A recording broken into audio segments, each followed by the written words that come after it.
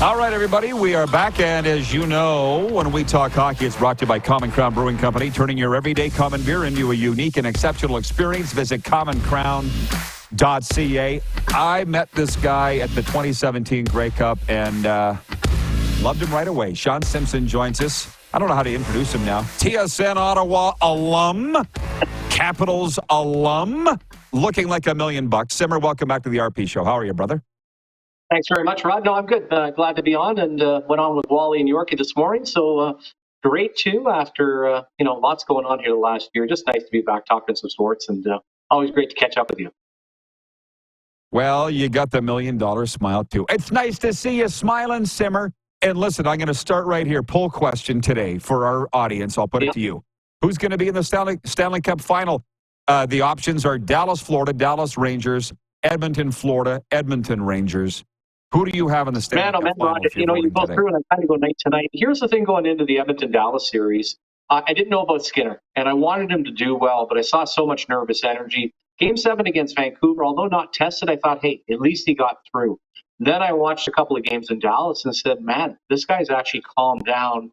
The fact that Skinner looks confident, can be at home a little bit nervous as a goaltender, but I like that factor. I like the home crowd. I like where Edmonton's at. So I'm going to go with Edmonton. On the other side, boy, oh boy, I really feel like, and I know they won last night, I think Carolina knocked the crap out of the Rangers, and I know they scored 5 last night, but I don't know how much energy they have left. So I'm going to give a slight edge to Florida, but I'll also say this. These are the 4 best teams. It is the Final Four. You got a little bit of a fatigue factor on every side, Rod, but at the end of the day, right now, as it sits today, I'll go with Edmonton, Florida, and I'd love to see the loyal and great fans of Edmonton end up winning the Stanley Cup. Nothing to do with Canada. They just deserve it. They've gone through hell here the last 40 years, so I think it would be awesome. I'm with you on all of that, but it just jarred my memory. You and I are both goalie guys, and the first couple of games of the Eastern Conference Final were a masterpiece. And then that yesterday. I don't expect Bob to come back and give up 5 in Game 4. I don't. I think he'll lock it down. No. What do you think? No, I agree with you. And here's the thing. I think I put out a tweet yesterday about scoring's at a premium. This is always classic because I do think all 4 teams look a little tired. You watch Edmonton off the rush right now. McDavid looks very human. The Rangers, as I said, Carolina should have won that series. That second goal in Game 6 that Anderson allowed let them back in it. Boy, Bobrovsky, I love those stories, Rod. Last year it was up into the playoffs. I mean, didn't even start the playoffs, had a great playoff, had a great regular season. He looks like he can steal a game, but so can Shesterkin. So that to me is a bit of a soft, but I haven't thought Shesterkin's looked quite as confident, to be quite honest, in the playoffs. Not squaring up the same, maybe not quite as athletic, where Bobrovsky we saw certainly in Game 1. Oh, my, that was Dominic Hasek-esque. So certainly love the way that he's playing right now. And I just love what Florida's done. Bill Zito and changing up the Chuck and so many of the moves that they've made, including bringing in Paul Maurice.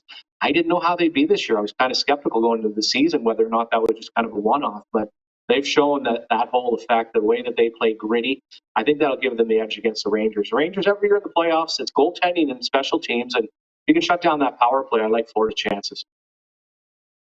There are a lot of people that agree with you on Florida, but I'll say this. They were a better team coming back from last year. We all kind of knew they'd be a 100-point team, and then they add Tarasenko, who you watched regularly in Ottawa this year, and Okposo. So they are a better team, but here's the difference that I want your take on, because not only did you play, but you worked in front offices too.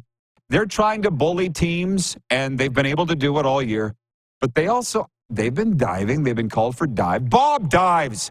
I don't like that. I didn't like that he got kicked in the head last night by Lafreniere. They're terrible, but Bob, I don't like that Bob dives. Like, they don't play an honest bullying game, Florida. They're kind of ratty. I mean, you look at Kachuk at times, you look at Bennett, you look at some of the other players, and you can even get into the argument, if that wasn't Trouba on the elbow yesterday, was it really an elbow? Did he really catch the player, or was the player kind of playing around a little bit? What I do like is that they do show up to play, though. I mean, that's one thing. Sam Bennett, we were talking about earlier today, nobody cares where he's picked when he's in Florida. He's been able to become himself. The pressure's off. They do play a pretty gritty game.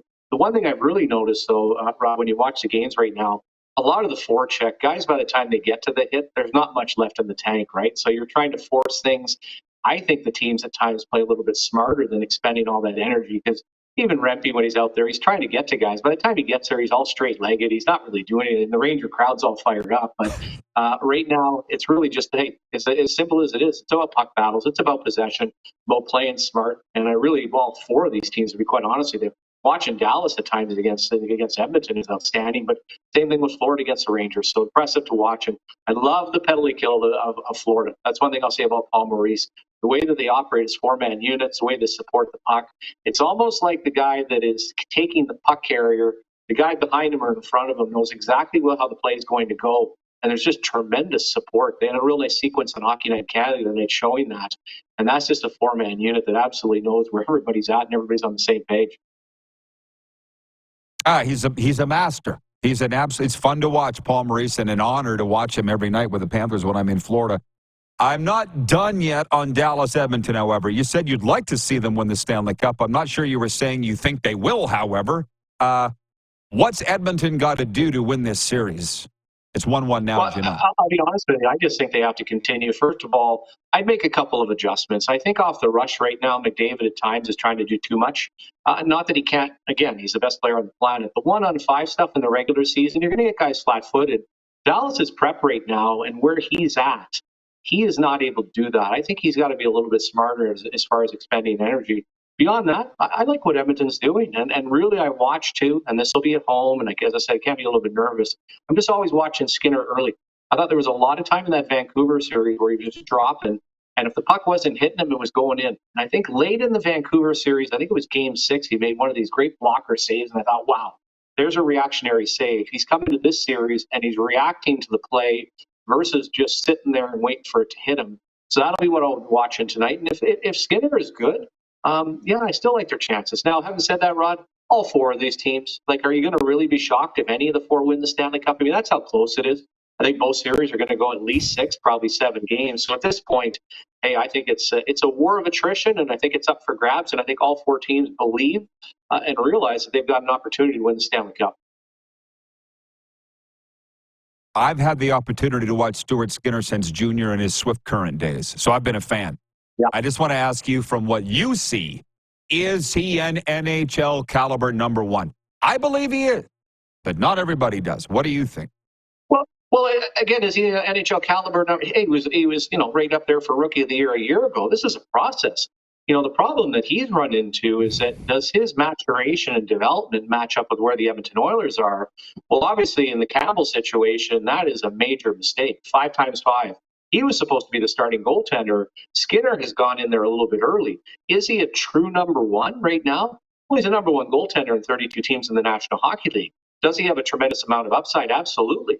Is he learning from these pressure situations? And no matter how far they go, which I say 3rd round for any goaltender is pretty darn good.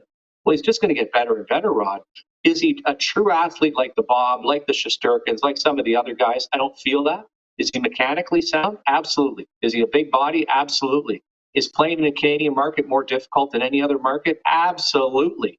So is he going to continue to move along in Edmonton finally? What was the last time they produced their own goaltender, Rod? And we're going back to Grant Fuhr? Think about that when you really look at it. Who has come through the Edmonton system and actually, no, I'm serious. Devin Dubnyk went and found his way years later. It's been Cujo, it's been Rolison, it's been all kinds of other things. So, hey, I understand back to, and I'll use Mike Vernon as an example, coming into Canadian markets, developing through the system, meeting expectations is not easy. I think you have to look at the glass half full with him. And like I said, he is better for the whole process. So he's certainly moving towards that. Hey, and it's important for Edmonton.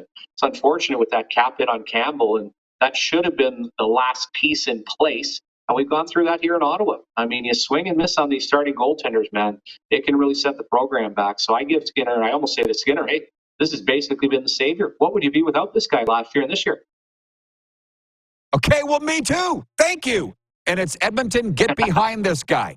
And he's an Edmonton kid. He's everything you should want, so get behind him, man. And I believe they are. Everybody, this is why Shawn Simpson is so popular in Ottawa. It's Shawn with a W, Simpson. Give him a follow on Twitter. Enjoy the hockey, brother. Good to see you smiling, as I said. Keep in touch. Thanks very much, Rod. Always great having me on, or being on with you. Cheers. Enjoy the rest of the playoffs. You got it, bud. All right, cheers. You too. Shawn Simpson of the Simmer Down podcast and TSN Ottawa alum. He's just so good, and you just saw why.